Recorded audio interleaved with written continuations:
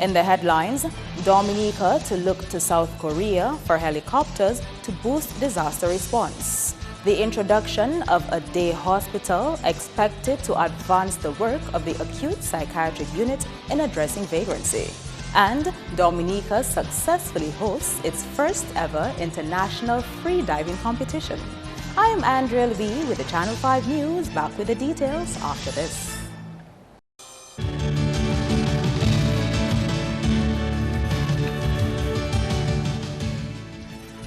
Thank you for staying with us. We begin with the Health and Environment Minister, who has his eyes set on South Korea, a manufacturer of helicopters, to boost Dominica's response to disasters. Idona John-Baptiste has more. The East Asian nation is home to several high-tech cities and the world's most prominent electronics company, Samsung. South Korea continues to explore ways to make its presence felt in the Caribbean. Health and Environment Minister Dr. Kenneth Daru says Dominica will be making an official request to South Korea for aid coming out of the 6th Korea-Caribbean Partnership meeting in the South Korean capital Seoul in late October. Climate change and disaster preparedness were top on the agenda. South Korea has been a long-time partner of Dominica, developmental partner, we like to refer to them. And then for the past 6 years, they've been looking to increase or intensify this relationship. With my own personal experience with tropical South America, I think our response system it needs a lot to be desired. And I've already had reported to the Honorable Prime Minister, and I'm thinking of, in conjunction with the ODM, prepare a proposal. I did my research, they manufacture helicopters in South Korea, so I don't think it would be too aggressive to see if they can provide a few for the sub-region. Based on what my bilateral discussions with the Koreans, that I don't think it's too aggressive to probably propose probably some airlifting. I think it's something that during, especially in the immediate hours post-tropical South America, that was a tremendous source of frustration to me, being on the ground and power medical doctor, where we had to rely on outside sources to help with the airlifting. Daru is also optimistic that the Caribbean region can benefit from South Korea's generosity to establish proper early warning systems for tropical weather conditions. Government officials from CARICOM states of Barbados, Antigua and Barbuda, St. Lucia, Jamaica, Suriname, and the Bahamas attended the meeting. One of the presenters, the South Korean presenters to the conference, was where they have a very advanced, technologically advanced early warning system, which I think would do well, not just for Dominica, but for the sub-region or even the wider CARICOM region. I think it's something that we can pursue even as a bloc instead of as an individual country, because we are probably setting up one of these systems. We've just setting up in one island can serve a number of the Caribbean countries. This is something I'm very much interested in. I believe that if a country can invite us for 6 consecutive years of fully funded to their shores to hear from us, that I think they mean well, and I think it's more than just diplomatic smiles and stuff. In other top stories, Prime Minister Roosevelt Skerrit has joined world leaders in Cuba to mourn the death of Fidel Castro, assuring the Cuban people that Dominica would memorialize their fallen leader. Skerrit addressed the thousands at the Havana Revolution Square on Tuesday night at a major rally to honor Castro. The event was carried live on Cuba television. I have lost a friend and a great teacher. A man who had a genuine interest in the peculiar challenges besetting small island states, and who readily assisted, not only in thought and talk, but in deed. The Commonwealth of Dominica shall, at the appropriate time, act decisively to ensure that his contribution to our island and region, and indeed to humanity, is memorialized for the enlightenment of future generations. Skerrit acknowledged that Castro was a true friend to the Caribbean, evident in training of health professionals and granting of scholarships. CARICOM will be forever grateful to Fidel and you, the Cuban people, for the great sacrifices you have made against great adversity in annually sustaining the training of our professionals for decades on both a bilateral and multilateral basis. It is difficult to identify a sector in any of our economies that Cuba and Comrade Fidel have not impacted for the better. I can say without fear of being contradicted that our health systems would be the poorer, but for the generous hand of Fidel at critical times in our development. We have recognized that contribution by awarding him our highest honor, the Order of the Caribbean Community, in 2008, the only non-CARICOM citizen to whom it has been accorded. In tourism, the first ever international free diving competition in the English-speaking West Indies recently concluded in Dominica. The event, organized by Blue Element, ran from 4th to 11th November in Scottsdale. Free diving is a form of underwater diving that relies on divers' ability to hold their breath until resurfacing rather than on the use of scuba gear. Organizer of the Blue Element freediving competition says Dominica's waters made it an ideal place for freediving. The reason that we held the competition here is for two reasons. Firstly, the environment and the location it's world class. I've traveled all over the world for freediving and to go into different competitions and for training, and I've never found anywhere like it. So the Sulphur Scots Head Basin is absolutely perfect for freediving. Secondly, it was an opportunity for us to do something good for the local people and the local environment by bringing people here, and they come and they stay for several weeks at a time to train and to compete. It brings money into the local economy. Some of the things that make for an ideal freediving location include nice calm surface water, so no waves, no current, nice deep water close to shore, and the beauty of the environment around it. So here, there's all the mountains and the rainforest, and it's just an incredible view when you approach the surface again. Earlier this month, over 17 athletes from 11 countries around the world participated in 6 days of competition. At the end of the competitors' stint on island, there were more than 80 dives, 20 national records, 1 Pan-American record, and 1 unofficial world record. Dominica was represented by Francisca Bellet and Vivian Titt, who both set national records. I created a record of, well, it was 16 meters, that's about 45 feet. But I actually went down to 64 feet. But they didn't know I could have gone down that deep. I didn't have the chance. I was so busy working, so I only had like 5 minutes training with them. Is there potential for you to represent us at regional international freediving competitions? It's something that I can think about later on. I only got to do literally a couple minutes training with the guys.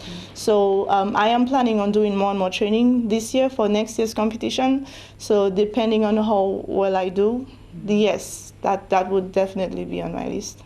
I dived to 16 meters at first, and then the national record was 21 meters, which I appreciate. I wanted to do 33 meters, but they tell me it's gradually. So the next time I will be doing 33 meters, and I'm very proud of it. I'm looking forward. I hope next year could come very fast. And you think we have enough Dominicans to actually take part in the freediving? Sure. There's a lot more guys I know that can go deep. Trust me. It's good things to come. Senex says there is potential for this competition to become a regular feature in Dominica. We would love to see the sport grow here in Dominica and in the West Indies, and to bring people in from Antigua, Montserrat, Guadeloupe, Martinique, St. Lucia. We'd love to have more Caribbean divers here competing. To develop freediving as a sport, it's done through education.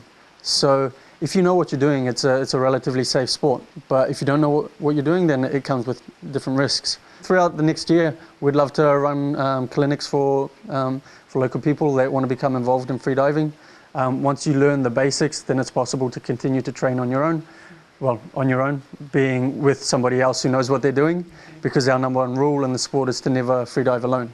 The 3 types of dives in freediving are constant weight without fins, constant weight with fins, and free immersion, where the diver uses a rope to pull himself to the requisite depth.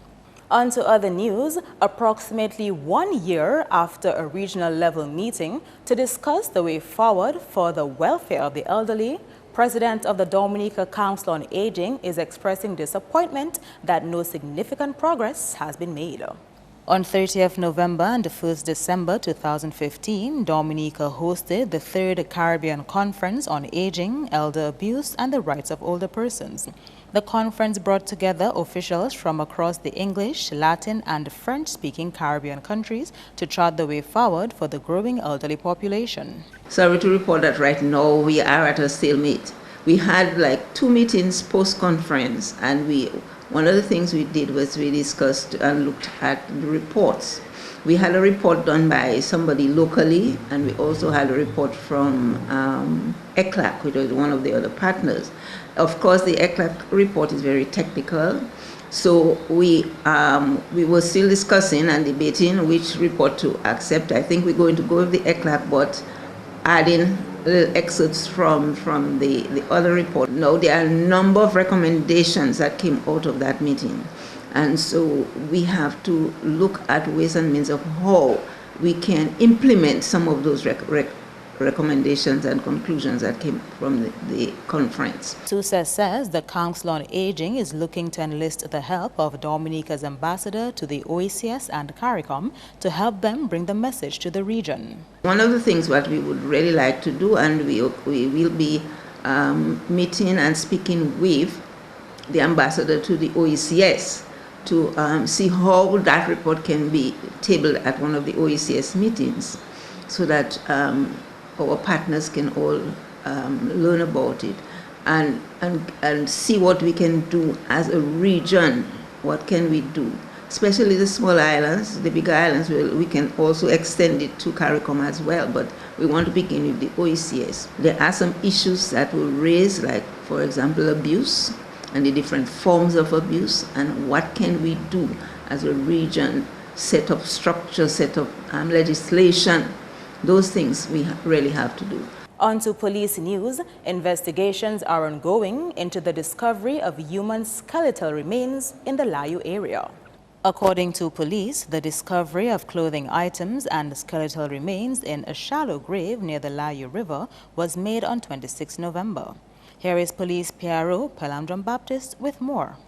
The remains and clothing items were secured for investigations.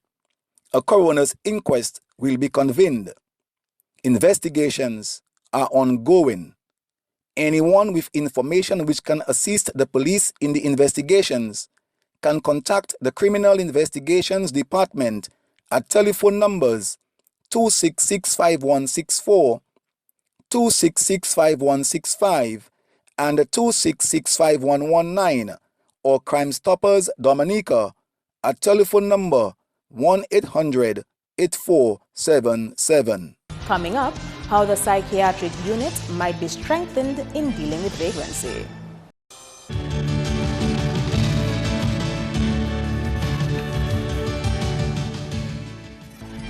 Welcome back. A day hospital for vagrants will give the acute psychiatric unit more financial power to address vagrancy. Iduna Baptist explains. The recent cabinet-approved day hospital for vagrants will receive a little over $102,000 of state funds. This will enable the acute psychiatric unit of the Princess Margaret Hospital to deliver more efficient rehabilitative services to vagrants, including going out on the field. Consultant psychiatrist Dr. Griffin Benjamin says admission of vagrants to the unit will depend on whether they have a biological, psychological, or physical problem. The program is entirely dependent on every single member of staff of the acute psychiatric unit. It is the same that will happen to the vagrant or the people from the vagrant community as happens to any other Dominican who's admitted to the psychiatric hospital. No. The only problem is, there were some barriers that people were having. One of them was, what were the conditions? What are the terms of admission? We are not going to force anybody from the vagrant community to join the day hospital. So the admission will be purely based on a voluntary basis. And the laws of Dominica make provision for that. We at the unit, we're excited about the program because it allows us to access additional resources from the government to improve the physical structure of the APU and to improve the human resource capacity. Several dysfunctional substance abusers make up the vagrant community. The idea is to clean them up and to rehabilitate them to live normal lives, to be better able to take care of themselves. So if the government is saying they're going to hire a psychologist, re-engage a social worker, they're going to fence the building so people are secure inside, they're going to give us back the bus we used to use to do outreach program. They're going to build a gazebo so people can have fun and recreate.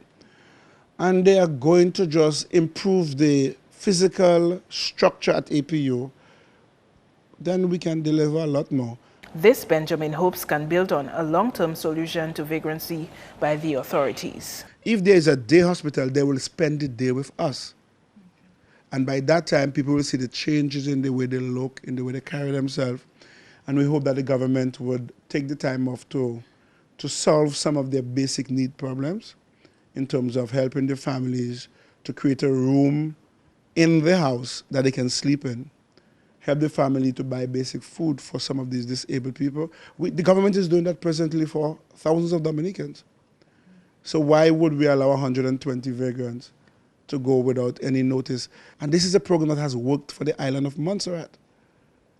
I am part of that program for the last 9 years.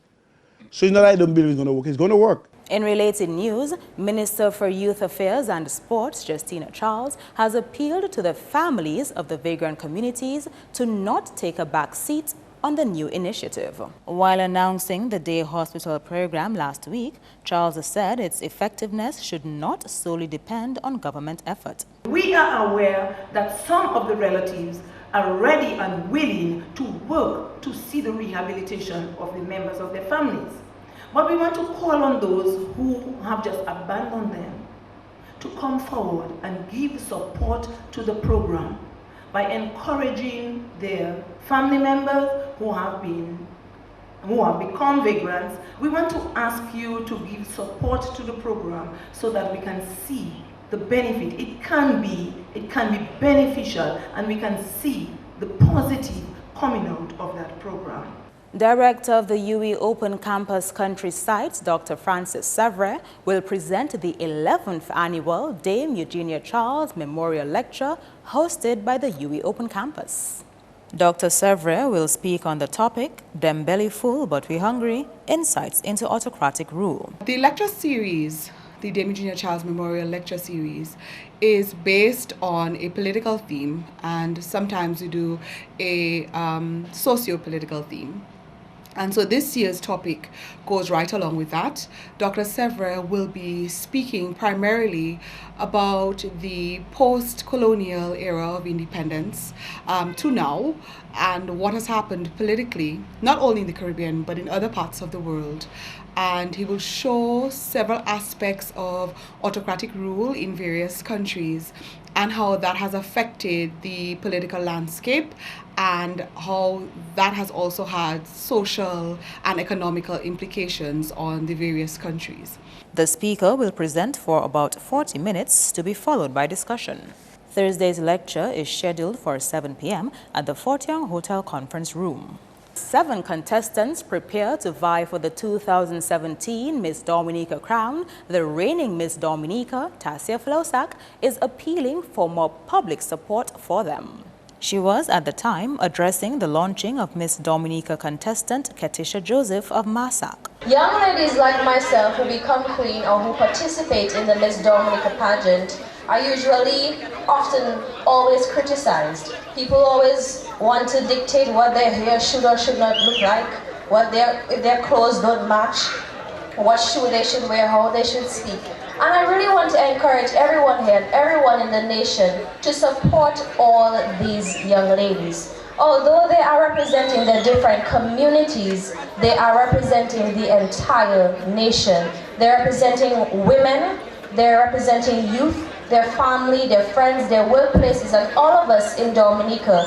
And sometimes we are really too hard on them. Sometimes we always have to nitpick things or negative things to say. And really, I would just like to encourage us all. For Mass Dominic 2017, let us speak positively of our young women who make that bold step and decide to participate in this pageant and decide to pursue their personal platforms. Jade Romaine will be the last of the 2017 contestants to be launched in her community on 10th December. That's news. Kenny Williams is next with your sports highlights.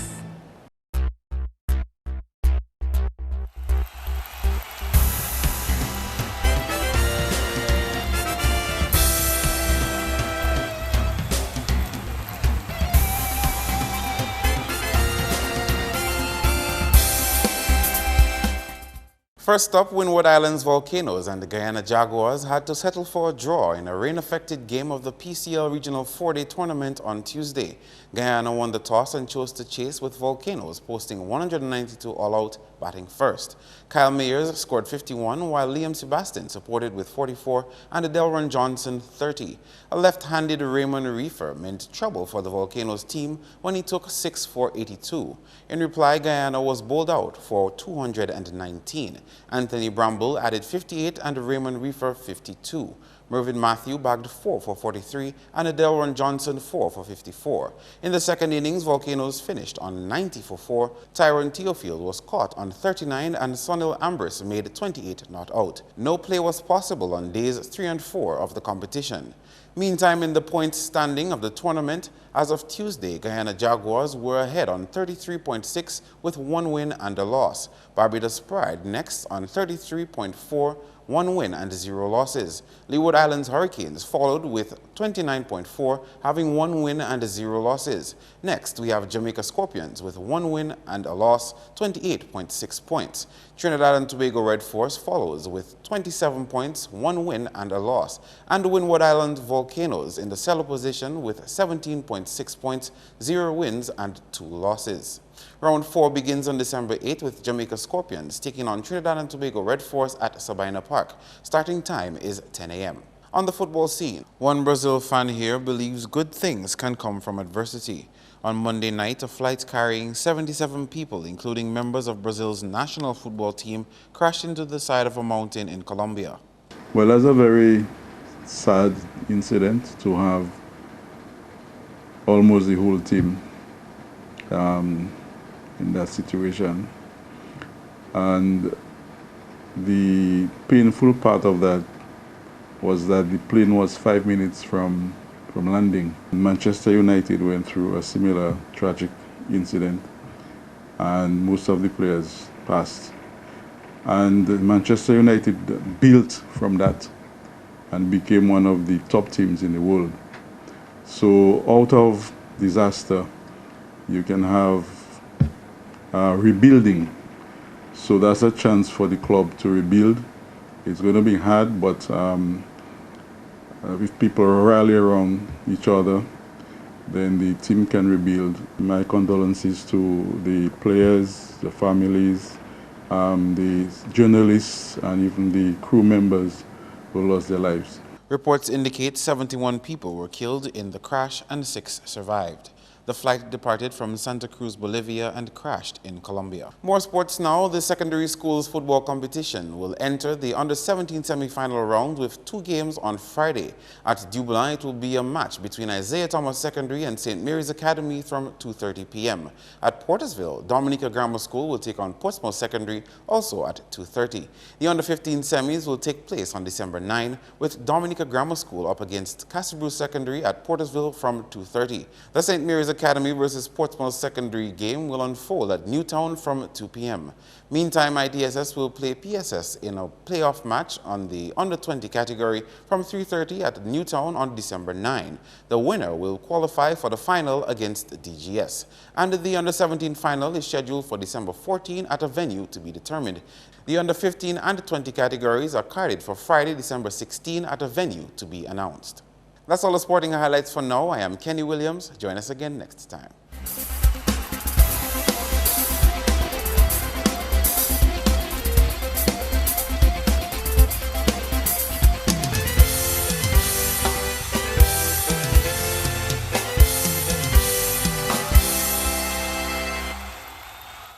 And in this episode of Flashback, we focus on the genesis of the Dominica State College, even if it was not so named back in 1995.